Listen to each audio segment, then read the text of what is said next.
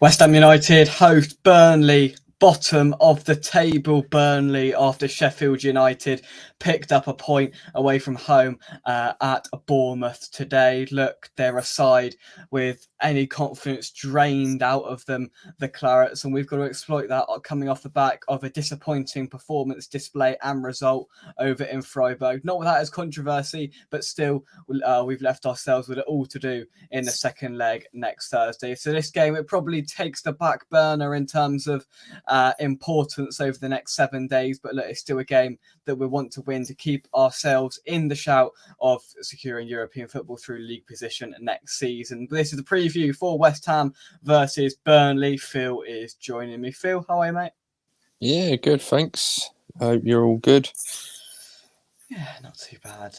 Not too bad. Yeah, it was just a little bit deflating on Thursday, wasn't it? I mean, Yeah, I don't think the performance was at all up to scratch, and then the controversy in terms of the handball towards the end didn't help proceedings. And yes, it's not the best sort of game to go into this one with, but look, we'll talk about Burnley in more detail in a second, but that's not done us the world of good, and it probably puts more pressure on Thursday, which means changes I'm expecting tomorrow.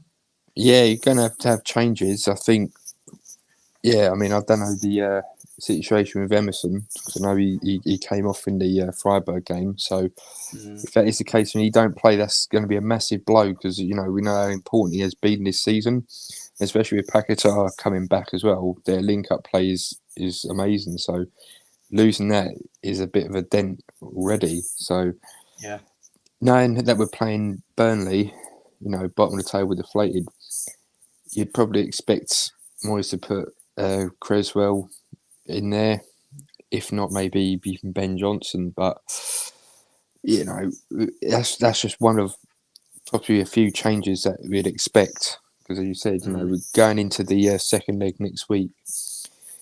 It's a lot more to play for. We've got more reason to go, 110% now for this one. For sure, absolutely, and just looking at the Premier League table, I think how poor Burnley have been has just gone under the radar a little bit because, I mean, they've got the same amount of wins as Sheffield United, and now Sheffield United have leapfrogged them, and they were pretty unfortunate from what I can grasp to only get appointed. I think they were leading Bournemouth until late on in the games. I think Vincent Company's. I think from what I can grasp, Dan, the Burnley fan, was unable to join us tonight, but from what I can grasp, talking to him earlier on in the season, in terms of Burnley, it seems like more of a long-term project, and they didn't expect to come up last year. They didn't expect to go through the Championship with such flying colours last year, and it probably came in their process a little bit too early for them. And I think that's massively been exposed and shown in the Premier League because I'm going to be honest, Phil, I can't name any player that will start for them tomorrow. I struggle to see an identity, and they play this style of football which is better than what we play, but I mean they haven't got the points on the board to show for it. Yeah, I mean you got to think. We've seen Burnley in the Premier League for years under Sean Dyche. They're a different different club then. And even at that, towards the end of his tenure, I'm sure there would have even been a few Burnley fans who were like, might need a bit of a change. And also Vincent Company going in there last season, obviously going to be completely different. Don't know what's going to happen with a completely different style of play. Different players to work into that system, and it worked really well. In the Championship last season, Yeah. but that it's not always that you can carry that on in the Premier League. I remember when I think when Fulham came up, probably a few years ago. I think when it was their first time back in, they played a certain style of football, and then going into the Premier League struggled and went straight back down. And I think again, last season we saw a lot of people saying, Vincent Company, he can go be the next Man City manager. Tottenham was looking out, see how if he was available. Can't remember if we was even linked with him or not. But this is it, it's all well and good doing it in the Championship, but you got to prove it in the Premier League. Yeah. It's a different team now. Yeah, I think when you look at when you look at a specific manager's style of play where they're not going to budge from it, you look at Ange's way that he's playing football at Spurs and he's not going to budge, and Moyes to an extent on the other end of the spectrum is not going to budge from what he does. And it seems like they've had plan A. It's either, it's good or bust for them, really, and they've stuck by it and they've continued to stick by it.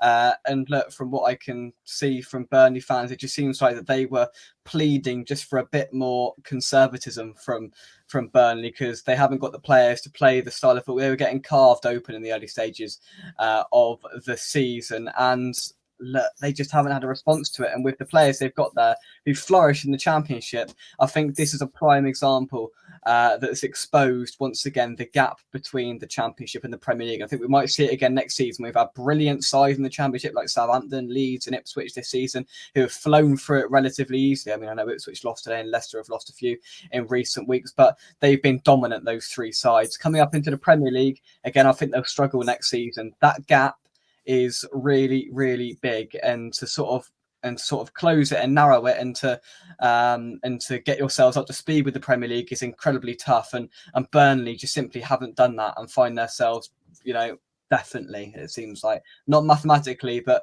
logically, they are going down. Oh, yeah, definitely. I mean, there's a lot of, periods throughout this season that I completely forget that Burnley are back in the Premier League. And even forgetting that Vincent Kompany's their manager after all that talk and hype last season, and now they're back. They ain't really done anything magnificent. They've just been in the bottom three for most of the season, and like we said earlier, it's been a bit under the radar how poor they've been because of Sheffield United and a lot of people talking about Luton coming back up as well. And I think they'll just go down without a fight, and then no one's really going to think or batter an eyelid about them and see what happens if they bounce back up again. Because they could just end up being the next Norwich City and go up, down, like the new yo-yo club. Absolutely, yeah. And you look at the comparison between Sheffield United and Burnley and Luton. Sheffield United and Burnley are going down with a whimper. There's no doubt about that. Minus 50 goal difference Sheffield United are on, minus 35 for Burnley, and I think that pretty much illustrates the story for them. And a crucial point against Palace today for Luton has narrowed the gap down to 3 points between them and Nottingham Forest, and with a potential points deduction for both Everton and Forest still looming, Luton will be still holding a chance they could stay up, and I'd love Luton to stay up. I think what they've done this season has been nothing short of sensational, and you look at the comparison between, as I said, Luton and Burnley, and the way that they've spiritedly, and to be fair, the difference is, you look at Luton, is Rob Edwards has acknowledged the times, whereas a club that has just come up from the Championship and a less superior club, Luton have at times sat back and absorbed pressure and known when to attack, and they've lost goals, they've lost games by the odd goal, and they've been relatively unlucky against the big sides. That's a difference. They've known when to reel it back in and just have that little bit of, let's switch on here and ride a wave of pressure. Burnley have seemed to be oblivious to that, and that's been their downfall, really. They just conceded too many goals and they haven't got the quality to score enough to sort of comprehend it. Yeah, 100%. I mean, look, it's easy to go back to what we knew of Burnley, said about Dyche and things like that, where they were a solid Premier League team for a number of years. They had a good sort of British core of players as well, the ones you knew you could rely on, the strong spine. And I don't think they've got that anymore. And it's all good trying to play an expensive football, but you've got to be solid in the back and then see how well you do up front. And they've just failed in all of them. Yeah, I don't really know. And when you haven't got when you haven't got the players there to play the football, then it's going to fail. I mean, let me just read out their lineup last weekend. It's unrecognised, but James Trafford and goal, the young keeper, Charlie Taylor, Dara O'Shea, Vitinho, Josh Cullen, it's a recognisable face, Sander Berg, Wilson Odobert, Jakob Brun Larson, and David Fofana. I mean, there's there's no, I mean, what I've said before is they could have done with keeping an Ashley Barnes or someone leading that line, just a recognisable face that has played in the Premier League before, because it just screams inexperience with this Burnley side, and it's been exposed massively to the point where they've been shipping goals for fun and not scoring goals for fun, which has been their huge downfall. But in terms of West Ham, we mentioned a little bit earlier that game on Thursday night. It was deflating. Look, I think a draw was a fair result. I thought we were pretty bad, to be honest, and I thought they were actually a little bit worse. But I think a draw would have been a fair result. I was annoyed that we didn't go for it a bit more because it was there for the taking. The game was saying, if Paqueta and Bowman had taken their chances, we'd have won. I get that, but sometimes you don't take the two solitary chances you have in a game, and that's exactly what happened. We could have smelt blood in quite a few different stages of that game to really go on and push on and try and win it, but we didn't. We were conservative and we paid the price at the end, which is so frustrating, and it is, I'm afraid, another reminder of what we're going to get with David Moyes, and we've now got to do it the hard way next Thursday. Do you think this affects the confidence going into tomorrow's game, with the players in the back of their mind knowing the huge game coming up on Thursday? I don't know. I think a lot of confidence has been dampened a lot, over the last 6 or 7 weeks, maybe even longer. But I think I'd like them to think, let's just try and get a nice professional performance done tomorrow against Burnley, and then just solely focus on Thursday coming up. And then, all to play for. Got to go even harder now, just to get the one goal, just to put us back, level on aggregate. Yeah. So if we can go and do that early on, and then hopefully we get more confidence, and obviously they're going to have to perform, but it's got to be down to us as fans who are going there. I'll be there attending it as well, which is always good. We've got to be there, and we just got to go out there and support them. So as long as they, as long as they play hard, work hard, and give us something to cheer about, we'll cheer positive for them. Absolutely. We'll come on to team news. David Moyes did his press conference yesterday. He did give a little bit of an update on squad rotation and Emerson, so we'll discuss that in just a second. Before we do, let's see who is joining us. Lawrence, thanks for being with us. I hope you are well, Miss Hammerett. All right. I hope you are well. Heard that Emerson is out tomorrow. It seems like that is the case. Yeah. Helen, thanks for joining us as well. Fired, hope you well. Hey everyone, will we get some squad rotation tomorrow? We'll discuss that in a second, so we can be at full strength for Thursday. Paqueta looks like he needs a break, annoyingly, and surely Zuma can't play 3 times in a week. I agree with everything you said. Yeah, I think that would be my assumption, and that would be what I'd be doing. But what Moyes will do, that's a whole another story, isn't it? Lawrence says need Ogbonna and Dinos as our centre halves tomorrow. You're nodding your head, Phil. I think I'd be inclined to agree, with what Fathead said about Zuma. He can't play 3 games a week. He can barely play 2 games in a week, for God's sake. So I'd be expecting Ogbonna and Mavropanos. Mavropanos, just one player I wanted to touch on. I think he's been really good in the last few weeks, and he's being rewarded, which is good, by getting these starts. And I think he's really flourished in the last few weeks, just with a couple of starts back to back, and he's looked solid and really solidified our back line. Yeah, I mean, look, when we signed him, I thought he looks all right. I always thought there's a player in him. I know there was a few, obviously, mistakes when he first started getting a few games in, but I could still see there was, that individual quality and that strength what he does have. And it's good now he's got that run of games, and he's proving his worth, which is good, and it makes it a good signing under Steiden as well, which means not a dud for him. So he definitely keeps his place now, and you're definitely going to see a lot more of him, and he'll probably just stay there for the rest of the season now. Fingers crossed he don't get any injuries. And Ogbonna, he always deserves a start really in this situation, doesn't he? I think definitely. I mean, look, last few years with Ogbonna, he's lost his place. Getting old, getting a couple of injuries, but he's always there when you need him, which is good. So I know he had a couple of little mistakes as well when he did play earlier in the season. Who hasn't in this back line, though? Let's be honest. Who hasn't? That's right. But the old wise head of Ogbonna, he's still got something to prove, which is good. And I mean, we know Zuma, he can't really play that many games in a week now. His knees are just gone.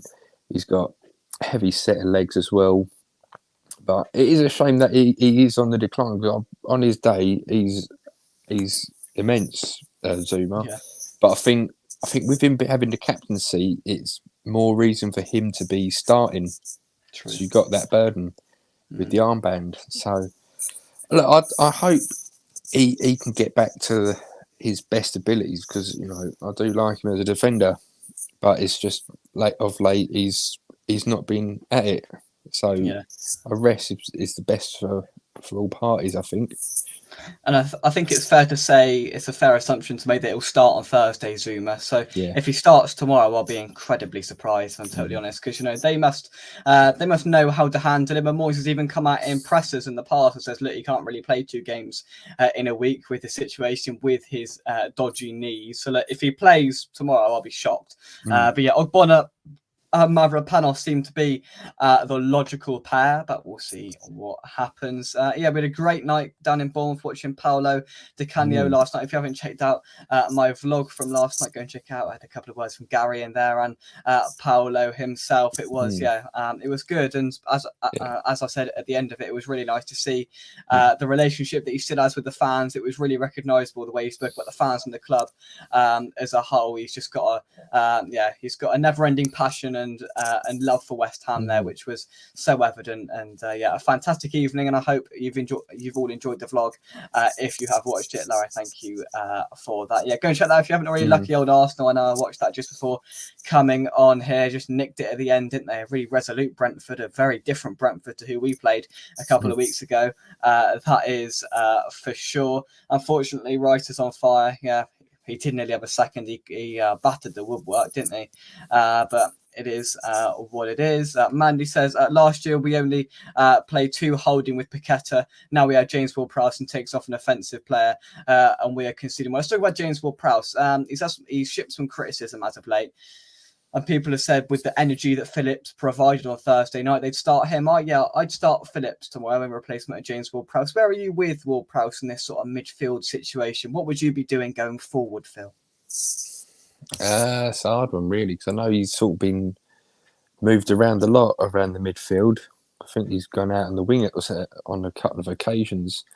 He's still there, providing the set pieces. Some of them have been a bit not all there, but it's I don't know, because I think he's played pretty much every game, hasn't he, since we signed him? So maybe give him a little rest and come on from the bench. I think, because we're still obviously. I don't know if there's any pressure about the free kick record in his mind or not, but that might have something to do with it. But on his day, he's a good, energetic player. But if he needs a rest, just give him the rest. And we've got to see the best of Calvin Phillips at some point before he goes back to City. Yeah, got to get our money's worth a little bit here, haven't we? Yeah, that's right. Yeah. So it's going to be interesting. Look, I'm expecting an element of rotation tomorrow from David Moyes. So I think Phillips is probably one that you'd expect to come in. Let's talk about team news. So he did say very briefly we will have to check on Emerson because he felt his groin in the game on Thursday. So you can insinuate that probably Emerson isn't going to be involved tomorrow. So with that known, and that's just an assumption, but that's probably what I'd expect. I was surprised to see Creswell come on Thursday. Actually, I thought he might chuck Johnson in there because of the way Johnson's played lately. If it's down to you, would you put Johnson or Creswell at left back tomorrow if Emerson is unavailable? I put Ben Johnson in there because I think he offers a lot more now than what Creswell does. He's just finished completely now, old Creswell. Yeah. Even with Creswell, even the last few years when he's dropped off and then he's had a couple of renaissances, and when he was on form, he can get them crosses back in. But I just don't think he offers anything now. He's old now. He's 34, 35. Near the end of his career. So I don't think Burnley posed too much of a speed attacking threat. So I don't think Creswell will stop any of their players. So Johnson. Yeah, listen. I mean, Creswell's been a fantastic servant to Yeah. this club, but Johnson has been a little bit unfortunate to be fallen out of favour ever since Soufal's come back in a couple of weeks ago, because he played well in the period where we were pretty poor, Johnson. So I reward him once again with a start tomorrow. I know left back isn't his favourite position, but push comes to shove, I'm sure he'd rather play left back than on the bench. So I'd put him there. And Creswell, I mean, he's just not up to it. And yeah, we didn't. He wasn't massively exposed too much on Thursday, but I don't really want to take that risk, to be totally honest. So I'd start Johnson, because, you know, even if Emerson's sort of 80%, I wouldn't risk him. I'd wait and hopefully make sure he's recuperated enough, best case scenario, for next Thursday, because he is so crucial in such an important game. So if we can have him back there on Thursday and sacrifice him tomorrow, I think that's what I do personally. But Moyes was just talked about squad rotation. He said we always want to win every game we go into, and that will be the same on Sunday. We have changed things up sometimes in European games, maybe more so in the group stage than in the knockout rounds. We have a big game next Thursday to keep in the back of our minds as well. So we'll name the team we think that is best for the match. So look, I can assume there that squad rotation will be coming. It will be logical, and it's just to what extent he does it, because Burnley are really bad, but we don't want to embarrass ourselves and put out too worse of a side that we give them a sniff. We still want to win this game as well. There's no doubt about that, but squad rotation's got to come into it, because that game on Thursday is more important. Fact. Yeah, definitely. Look, you know, Burnley, it's not a friendly game. It's not a pre-season thing. We're still a competitive match. It's still a Premier League match. We still got the top 7 we're trying to fight for. You know, it's not helped with Man U winning earlier today. And look, they're bottom of the table. You've got to take full advantage of that. One of the worst teams in the division. So just go out there. You've got to go out there, do the job properly, professional performance. Don't give them too many opportunities. Don't feel sorry for them, because they'll take advantage of that. Give them an inch and they'll take a mile off you. So go out there, sort them out, nice early doors, and then if we need to relax, last half hour or so, do that. Get Antonio on, even start him if you have to, and then get that way. That brings up a lot of confidence going into Thursday. Yeah, absolutely. You know, the changes I'd make, I'd bring Areola back in goal. I'd chuck Johnson in on either flank, depending on the fitness of Emerson, Ogbonna and Mavropanos for me. I'd chuck Phillips into the midfield. I'd start Antonio, maybe Ings you could put in there as well, make an argument for that, just to rest maybe Bowen. Listen, have these players on the bench, of course, but let's not start them again. Let's not burn them out, because we've done this before on too many occasions where we've continued to play Bowen and all the rest of it, and they've become burnt out in it and ineffective. We don't want that again with such a crucial game on Thursday. So look, this is an important game, don't get me wrong, but we've got to look at the bigger picture here, is that our bigger game is on Thursday, so that needs to take priority, and yes, that should reflect in David Moyes' starting lineup tomorrow. He did discuss Calvin Phillips a little bit in the pre-match press conference. He said Calvin didn't necessarily need to step up when he arrived here, he just needed game time to get up to speed. He's still going through that process, and it takes time. I'm sure Calvin will continue to improve with the more game time he gets. He's shown small signs of his quality, and his sending off at Nottingham Forest maybe set him back a little bit when he was just about to get up and running again. Hopefully we can get him back to the levels he has been at for England in recent seasons. He's a great boy to work with, and he's doing his best to get to the standard he had in his first season at Leeds United in the Premier League. And look, I don't think Moyes is wrong in anything he said there, and talking about him would suggest he starts tomorrow, and hopefully he can continue that good little spell he had on Thursday night against Freiburg, and hopefully no more errors leading to goals from Calvin Phillips. Yeah, look, I mean, he's not had the best of starts, and we don't want that to be all that we will remember of him. We want him to, you know, last few games that he does, or the next few games, should I say, hopefully he can up his game and we'll see the best of him, because he is a good player, really good player. It's a shame we didn't get this deal sorted and over the line on the 1st of January, really, so we had more time for him to get fit and all the rest of it, you know. But that's the way it goes. I hope he can, you know, get a couple of assists, maybe in a goal or two in the rest of the games that he is with us. And yeah, look, he might even go on a purple patch, and then it gives us a chance to buy him permanently. Who knows?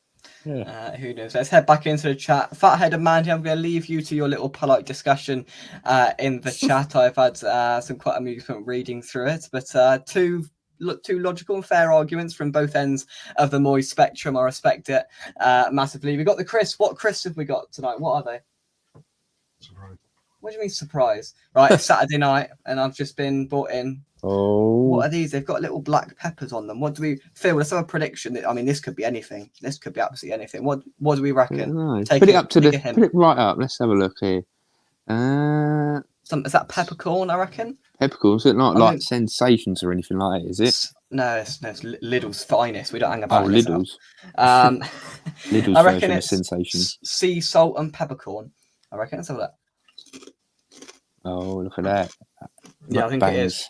Mum, is it sea salt and peppercorn? Put it in the chat. They're nice, they are. Cheers, all. Happy Saturday. Why have you bought me these now, Dan? I'm supposed to be presenting a show. Here we go. Phil's going to bring out some snacks now as well. Why not? What have we got here in my my secret stash? I've got some Asda's walnuts. Ooh. What's you got in here? Got some cashews. I haven't opened them yet. It's full of fibre. It's good. It's good for the heart. What else got here? Fox's Crunch Creams, golden. Oh, they're nice. They are. They're lovely. Nice. Yeah. I went to. I finished work the other day. I went to Stratford in the old shopping centre. Yeah. So not Westfield, but the old one on the other side. And there's this Asian supermarket. I went there once the other month, having a look, and I bought this thing. It's a self-heating hot pot. I don't know if that's Korean or Chinese or Japanese or other country from that region, but basically it's all stuff in sachets. Put it in this white plastic bowl thing, and then you put some cold water in up to the line, and then there's this like them heat pads that you hold in your hand. If you've ever seen them, like you hold it and it warms up your hand. Oh right, yeah, okay. Yeah, it's something like that at the bottom. So you take the wrapping off, you put that in, fill up some more water, and then put the lid on, and it self-heats, and then steam pops up, and it cooks in 15 minutes. Very fancy. Wow, look at that. Yeah, so there you go. If you're in Stratford, in the old shopping centre, I think there's 2 Asian supermarkets. There's one next to the opposite Poundland, I think it is. There we go. There's your regulars. Shopping tips with Phil. There you go. Those crisps are very nice, whatever they are. I've got no idea what they are, but they're very nice. Nevertheless, right, let's get back to football, shall we? Tomorrow's game would be one for Antonio and Ings up top. Both grab a goal and get some confidence. Yeah, I agree. Haddon says, trouble with us, we never take the lesser teams seriously and end up struggling against them, whereas the bigger teams, we up our game. That's fair. There we go. Is that a Fox's? No, it's a walnut. Oh, it's a walnut. Oh, fair enough. Helen, true. Very true. That's the West Ham way, isn't it? Ings and Moyes must have had an argument as Ings' last game was the best he had for us. Exactly. Yeah. He played brilliantly against Sheffield United and we haven't seen him since. Like, what's gone on there? Fair enough, Lawrence, but his last game was his best game. And I just can't, I can't get my head around that at all. I think we have seen he is good against the poor teams, but not so much the better ones. Tomorrow is a good opportunity for Danny Ings.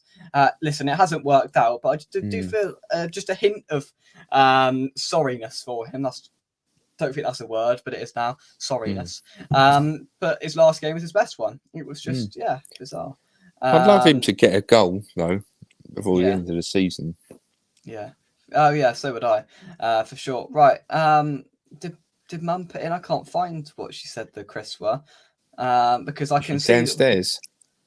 Because I can see, because I can see that she's that Larry has replied, but I can't see the comment. Anyway, moving on. Get your predictions into the chat, and we will go through them in just a second. Antonio up top, Bowen right, Kudus the number 10, Paqueta left would be nice. That would be very positive, wouldn't it? I think he'll bench one of Paqueta, Kudus, and Bowen. I think 2 of them will start, but not the other 2. Zach, this has turned into food reviews. It always does. We love our food. a mere mention of food and it turns into a food review. When food starts being discussed, just know Peach with us. Absolutely. Bless him. Absolutely. Right, Cyber, thanks for joining us. I hope you are well. Where did I get to on here? Ollie says the issue is Kudus, Paqueta, and Ings all have 10 as their best position. Yeah, that's true because Ings played off Bowen, I think, is in that sort of just behind him in that number 10, more advanced number 10 role, sort of like playing off as a second striker. That's where he flourished against Sheffield United. So, yeah, that's the trouble. We've got all those players that want to play in that position. Obviously, only one can play there. But Ings with Antonio Neal will do all right. Having someone to play, having someone to play up there with him, 100%, you know, because you can't have Danny Ings up there with nobody within 30 yards of him, can you? Because it's just completely pointless. But having someone up there with him massively benefits his game, and you start to see the player that he can be, Phil. Yeah, I think even when he played for Burnley, I'm sure he would have played up front with possibly Ashley Barnes or someone like that, because obviously they would have played a 4-4-2, and obviously that's where he got his move to Liverpool off the back of his success at Burnley. So, get him playing with someone else, as you know, with a strike partner, you'll definitely see the best of him again. And I'd love to see the best of him because he's been a decent striker in the Premier League for years, and it's typical that it's not worked out at West Ham.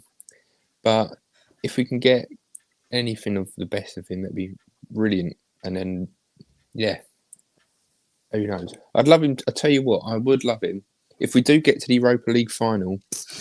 I'd love it, Danny Ings to score the winning goal. Yeah, just so he's something positive to always remember him by.